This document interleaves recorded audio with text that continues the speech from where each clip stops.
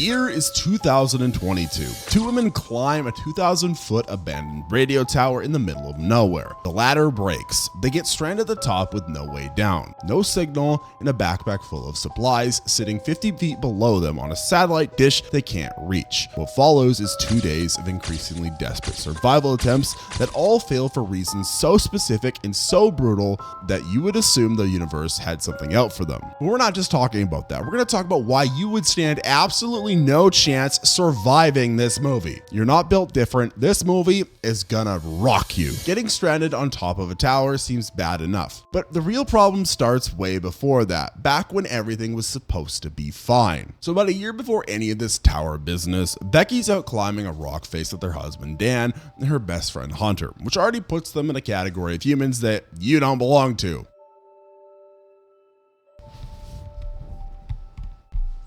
They're experienced climbers, the kind of people who actually know what a carabiner does and doesn't just use climbing harnesses as elaborate Halloween costumes. During the climb, Becky slips trying to jump a gap, and Dan catches her mid-air, which sounds impressive till you realize that's just what happens when people actually practice this stuff instead of assuming their body will figure it out during the emergency. Then a bat flies out of the crack in the rock face. It's just a bat doing bat shit, and Dan gets startled, loses his footing, and suddenly he's hanging by his safety gear, which would be fine, except his harness buckle decides that this is the perfect fucking time to fail. He falls, and Becky and Hunter watch him die on the rocks below. And that's the opening of the film. Basically, if this blueberry was the husband, it'd be like, oh no, I'm dying!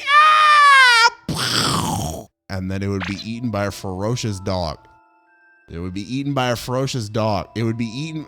Flapjack, can you cooperate with the video, please? He normally loves blueberries. I don't know why he's not cooperating.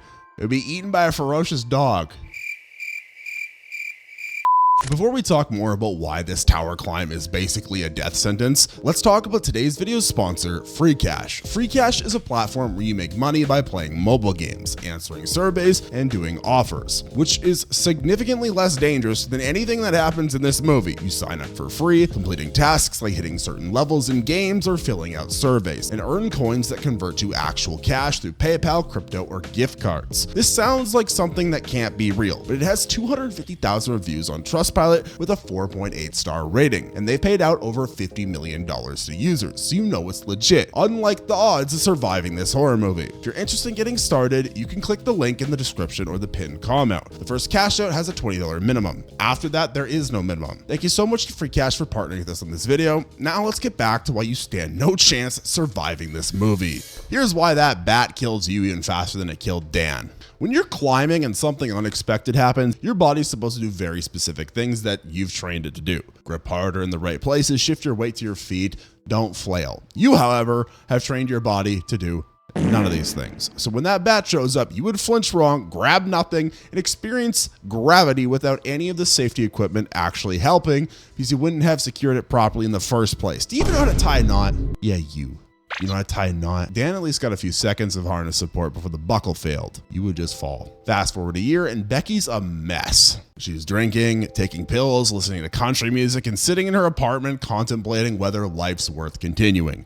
Which is, I guess, a reasonable response to watching your husband fall off a cliff. Her dad tries to help, but says something incredibly tactless about how Dan probably wouldn't be mourning her this hard if the roles were reversed. Wow, which is the thing that dads say when they're worried, but they suck at talking about their emotions. Who says that? Anyways, it drives Becky away from him completely, kind of understandably. She's isolated, she's not climbing anymore, and one night she's literally about to take a bottle of pills when Hunter shows up. Hunter becomes one of those adventure YouTubers who films themselves doing dangerous stuff for likes. Anyways, she has a proposal that sounds insane because it is insane. She wants Becky to climb the B67 TV tower with her, scatter Dan's ashes from the top, conquer the fear, reclaim life, become a bad bitch, all of that therapeutic nonsense that sounds good until you actually think about what you're fucking doing. The B62 tower is 2,000 feet tall, which is 610 meters for the sane part of the world. Anyways, this tower has been abandoned for years, which means nobody's been maintaining it, which means it's essentially a rust sculpture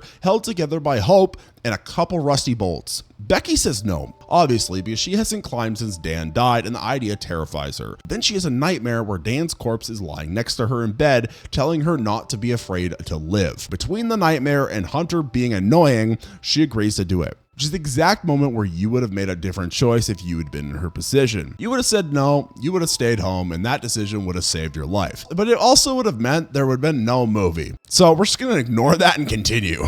They drive out to the desert where this tower is located, and on the way they stop at a diner where Hunter does this trick where she charges a phone using a light bulb socket, which seems like a pointless detail. This is what they call a Schrodinger's gun, which means, I know it's called Chekhov's gun. That's the joke I'm making. Everyone's gonna comment me. Which means basically there's something about how if they show a cat in the box with a gun in a movie, that cat box gun has to be shown in the future. Otherwise, it wouldn't make any sense. They spend this night at a motel. Becky's nervous, Hunter's excited. And the next morning, they hike to the tower. On the way, they see vultures eating a dead coyote, which is the kind of thing you see and you think maybe the universe is trying to tell us something, but Hunter just shoos the birds away and keeps walking. Also, you're gonna hate Hunter for a very valid reason in probably 5 minutes. Just Hunter is not like a rational human being, I would say. They're the type of person that thinks for themselves. Like they really care about them and not other people. This whole thing is about her too. Like, let's be honest. The tower itself looks exactly like something that you shouldn't climb. Rusted, swaying slightly in the wind, with warning signs that basically say, "This will kill you, you dumb bitch," in every language possible. They start climbing anyway, using the internal ladder first, which is enclosed in the tower's cylindrical base. And every rung creaks loud enough that you would assume it's about to give out, which would make you climb slower, which would make you more tired, which would make you weaker for the parts that actually matter. About 1,000 feet up, they reach a satellite dish and take a break. And Becky's amazed they've climbed higher than most buildings, but they're only halfway done. The next section is where your lack of upper body strength becomes a real problem. The remaining climb is an external ladder running up the narrow mast for another 1,000 feet. And it is completely exposed to the wind and open air, and you can see the ground getting smaller below you, which would make you freeze because your brain would start screaming that you're too high and need to get down right now.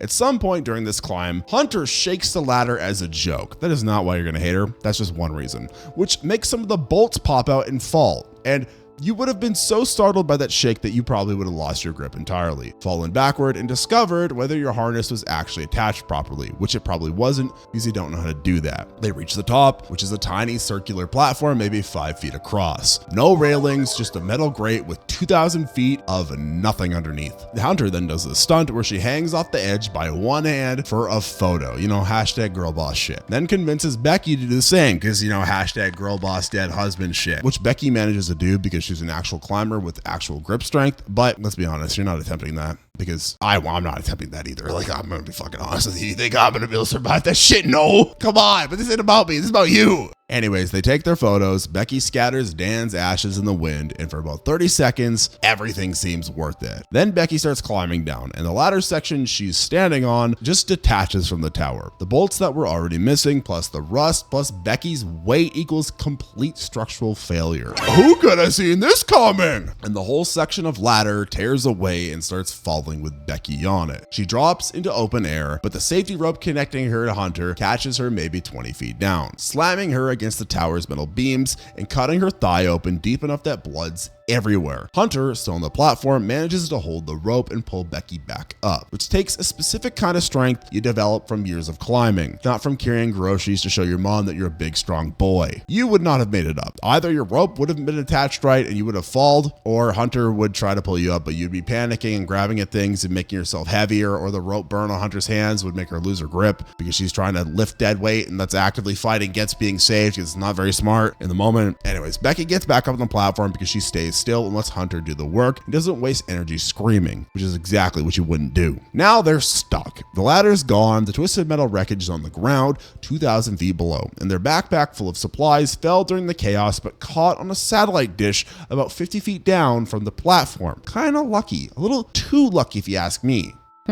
They can see it sitting there. They can see the water bottles inside, but it might as well be on the moon because there's no way to reach it without a ladder. Becky's leg is bleeding. Hunter tears off some fabric to tourniquet it, which you would probably do wrong and either cut off too much blood flow and damage the leg permanently, or not enough and just bleed out slowly over the next few hours. The platform they're on is maybe the size of a dining room table. The metal tower below them is smooth with no handholds, and every gust of wind makes the whole structure sway enough that you would be holding on for dear life just to not fall off while sitting down. This is the part where most people would start crying, which is a reasonable response, but crying uses water and energy that you're gonna need, and you would figure that out too late. Now, being stuck on top is one problem. The real test is what happens when you start trying to fix it, because every solution requires either knowledge you don't have or doing something so risky that most people would just rather wait to die. The first thing they try is calling for help, which seems obvious to realize that cell phones don't work at 2,000 feet next to a giant metal broadcasting tower that's still putting out enough interference to block every signal within range. They pull out their phones, see 0 bars, and understand pretty quickly that technology has decided not to help them. You probably would have spent 20 minutes trying anyway, draining your battery while holding your phone at different angles, thinking that might help, because you saw someone do that once and it seemed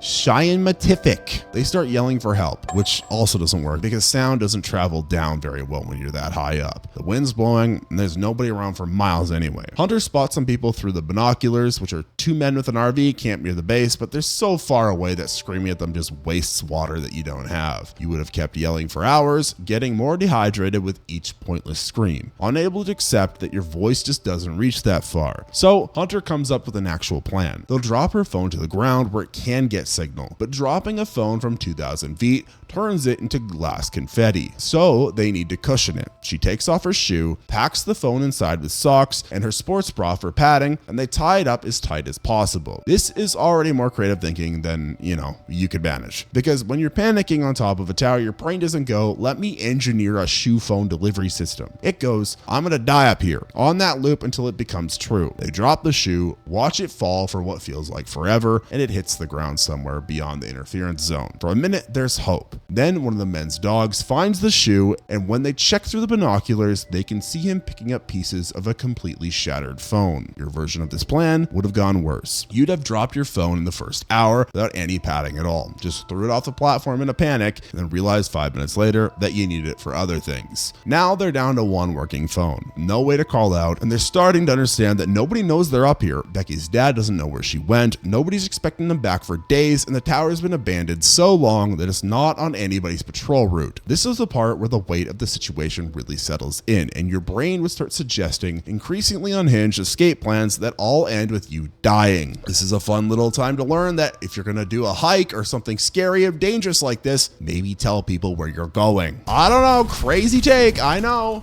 They decide to wait until dark and use the emergency flare gun they found in a box on the platform, because a bright red flare at night will definitely get attention, and for once, something actually works. When night comes, they fire the flare into the sky. The 2 men at the RV base camp look up and see it. Becky and Hunter start waving Becky's phone flashlight, trying to signal SOS, or literally anything that means we are fucked. And the men definitely see them. These 2 men, being, upstanding gentlemen of society, walk over to Hunter's parked car and steal it. They just hook it up to their truck and drive off into the desert with it, because apparently seeing a distress signal makes some people think cha-ching instead of they're dead. Becky and Hunter watch this happen through binoculars.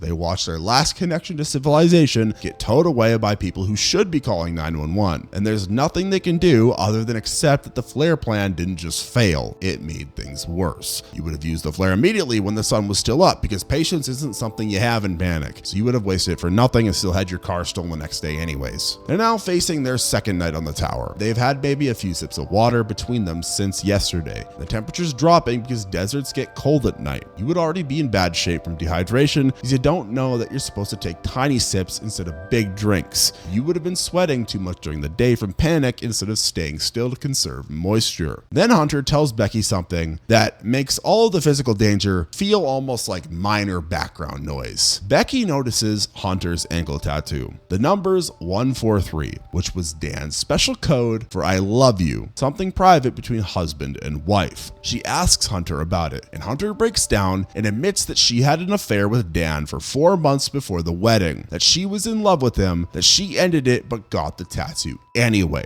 Can you imagine if you were in this situation where your husband died a year ago and your best friend, who's now a YouTuber of all things, brings you on this death trip to say, girl boss, you need to go reclaim yourself. You need to get over this man, this shitty man. She's not a very smart person because she is an influencer and she didn't tell anybody where she was going. And then she tells you, sorry, girly pop, I was actually sucking your husband's face before you guys got married. Oopsie daisies, but then I got the tattoo. Whoopsies, I'm just a girl. I'm just a girl. I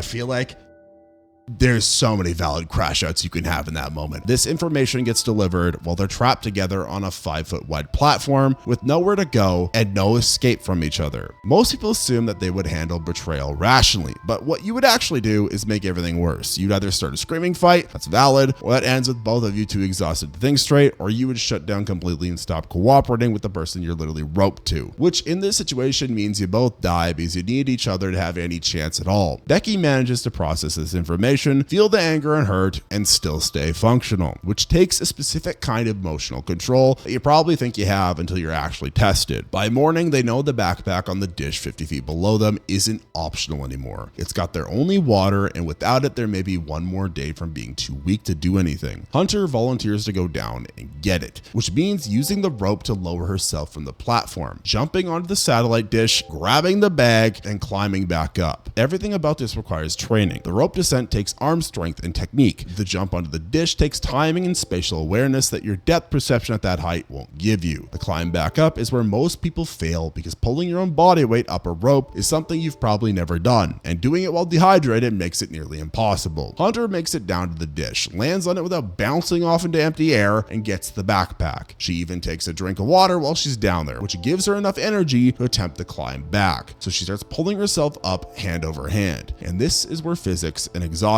catch up. Her hands are torn apart. She's tired, and about halfway up, her grip fails and she slips. The rope catches her, but she falls hard, and Becky has to pull both her and the backpack up the rest of the way, which takes every bit of strength Becky has left. What you need to understand is that this entire sequence only worked because both of them knew what they were doing. You wouldn't have secured the rope right, you wouldn't have made the jump, and even if you somehow got to the dish, you'd never make it back because your arms would give out after the first pull. Getting the backpack seems like progress, and for about 10 minutes they probably believe things are getting better. But what actually happened down on that dish is going to turn out much worse than just losing some supplies. Hunter's hands are destroyed from the rope slip, bleeding and torn up enough that they have to wrap them in whatever fabric they can spare. And Becky's relieved because at least they have the drone. The problem is the drone's battery is almost dead because Hunter used it earlier for filming. The dead drone is just an expensive paperweight with propellers. They need to charge it somehow, which seems impossible until Becky remembers that trick from the diner where Hunter charged a phone using a light bulb socket. There's an aviation warning light at the very tip of the tower, right above their platform. It's one of those big red blinking beacons that says, hey, let's not do 9/11-3. If that light has power, Becky can maybe use it to charge the drone battery. This plan requires climbing even higher than they already are, up the narrow spire that sticks up from the platform. And at this point, you would be too exhausted to even consider it. But Becky goes anyway because the alternative is sitting still and dying. She climbs up the light and gets the drone's charger cable up there, but the cable's too short to reach the socket properly. So she takes off her wedding ring and uses the metal to bridge the connection. It works, the drone starts charging. But now Becky has to stay up there holding everything in place for however long it takes the battery to fill. We're talking about clinging to a metal pole that's swaying in the wind while you wait for a battery meter to hit 100%. And during this time, a vulture decides that Becky's bleeding leg looks quite yummy. The bird swoops at her trying to peck the wound, and Becky's stuck holding the charger connection with one hand while fighting off a scavenger with the other. And this goes on for what's probably hours. You wouldn't have made it out in 5 minutes. You'd either have let go of the charger to fight the bird and lost your only plan, or you would have fallen trying to kick at it, or you would have just given up and climbed back down before the battery finished. Becky stays up there until it's done, and then climbs back to the platform with a fully charged drone. They write a help message, attach it to the drone, and send it towards the motel where they stayed before the climb. The drone flies out across the desert. They watch it get smaller and smaller through the binoculars, and finally it looks like something's going their way. Then a semi-truck on the highway hits the drone mid-flight and destroys it completely. Just pure random chance. Wrong place at the exact wrong second. And their last piece of technology is now shattered across the asphalt in pieces too small to matter. This is the point where Becky starts coming apart. She's been awake for 2 days, barely any water, no food, and the stress breaks something. She starts talking to Hunter about trying to phone drop again, and she asks for Hunter's shoe. And Hunter doesn't answer because Hunter Hunter isn't real. Becky looks down the platform and realizes that she's been alone for quite a bit now. And when she looks down at the satellite dish, she sees Hunter's body still lying where it fell, because Hunter never made it back up. She died on that dish, and Becky's mind invented a version of her to cope with being completely alone. Everything Becky thought was a conversation was actually her just talking to herself, working through plans alone. And the weight of that realization would crush you into giving up entirely. But Becky's already past the point where giving up is an option. She's too far gone now to quit. The next morning, a vulture lands on the platform and starts pecking at her infected leg wound. And Becky grabs it by the neck and beats it against the metal railing until it stops moving. Then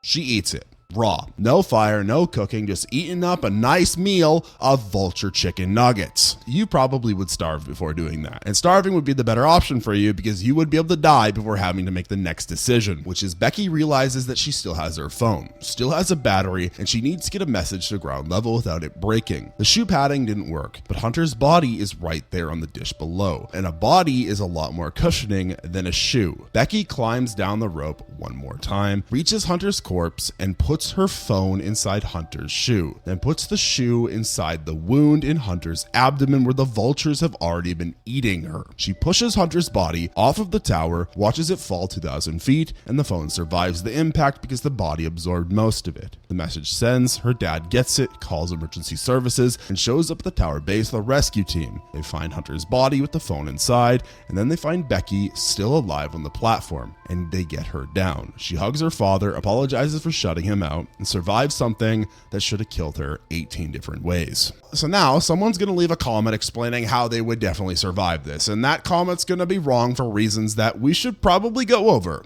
The first objection is always, I would just stay calm and think clearly, which sounds reasonable until you remember that calm thinking requires a functional brain, and your brain stops working right when you're dehydrated, sleep deprived, and stuck somewhere your body knows you shouldn't be. Studies on decision making under extreme stress show that people become worse at solving problems, not better, and all of your confidence about staying level-headed is based on situations where you probably weren't actually in any danger. The second one is, I could climb down the tower structure, and no, you couldn't, because it's a smooth metal pole with no handholds and you're 2,000 feet up. Professional climbers would not try it, which is now on the ground in pieces. You would get 10 feet down, realize there's nothing to grab, and either come back up or fall. And climbing back up might not be possible once you've gone that far. The third is, I would never climb the tower to begin with, which is the only correct answer you've had. That's exactly the point. The movie works because it takes people who know what they're doing and put them through hell anyway. Becky survived because she had years of climbing training, because she knew things you don't know, because she could do things you can't do, and because she got lucky several times when luck was the only thing left. Every solution in this movie either needed specific skills or specific knowledge you probably don't walk around with. I mean, who does? Unless you're some gym bro who climbs 24 hours a day, which, yes, baby, there's one of you that watches this video. Hi, dude. I see in the comments. You're the one guy, but 99% of everyone else ain't surviving this. So the next time someone suggests you an extreme climbing trip, remember that survival isn't about wanting to live hard enough. It's about having capabilities that you don't have. And that's just how it is. So the moral of the story is, don't climb spooky shit. Thank you so much for watching the video. Make sure to give it a like and comment down below what your thoughts were. Make sure to also subscribe to the channel and turn on the post notifications so you don't miss out on any of our future uploads, as YouTube doesn't always let everyone know when we've been posting. And it's kind of scary for a horror channel, you know? Make sure to also follow us on TikTok and Instagram, as we're posting lots of content there now that you can't find on the YouTube channel. And if you want to watch another one of my videos right now, then you can click the video that's on your screen right now.